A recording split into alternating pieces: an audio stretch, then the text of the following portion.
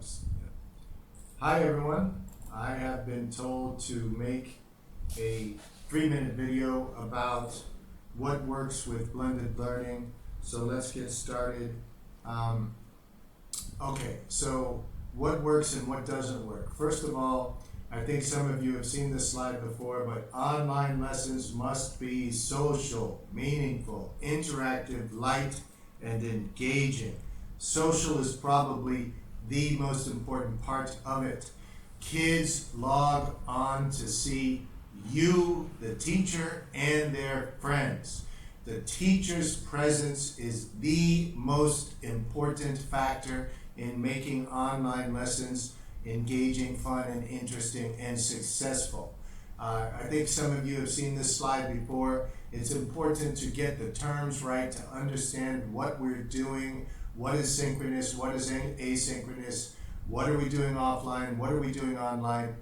The purpose of the lower left quadrant, the online synchronous time, is to get the kids engaged and motivated, to socialize, to have fun, to make learning interesting so that they go do the asynchronous work, which is when most of the learning happens. What works and what doesn't work? Okay, and I've been teaching mostly older kids, but what works for me is breakout rooms with clear tasks. The teacher needs to be very clear about what's supposed to be done. Teach kids about technology. Teach them how to use these tools. Google Classroom is a great tool. Teach kids how to use it well. Writing tasks with prompt feedback and good rubrics. Again, the rubric tool in Google Classroom is excellent, is really good. Camera management, you have to manage the camera. That's not easy, but it's important. Kids actually want to see each other, so it's important that you have the camera on sometimes. But most kids don't want to be the first one. They don't want to be the one that turns on the camera. So you have to tell the kids when to turn it on, when to turn it off. You need to have rules, management about how the online classes are going to be run.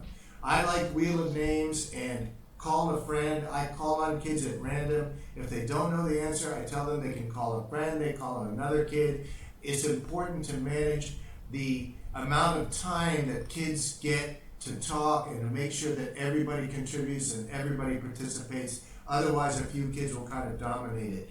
Khan Academy, GeoGebra, Scratch, these no-frills, free online platforms are excellent. What doesn't work? Teacher talk doesn't work. Too many PPTs doesn't work. Excessive amounts of presentations, especially if it's stuff that's difficult for them to learn, the teacher needs to help. You have to set time limits and rules about how to manage the classroom. You can't just have rigid, old-fashioned rules. That doesn't work. Okay, I hope that's helpful. Good luck.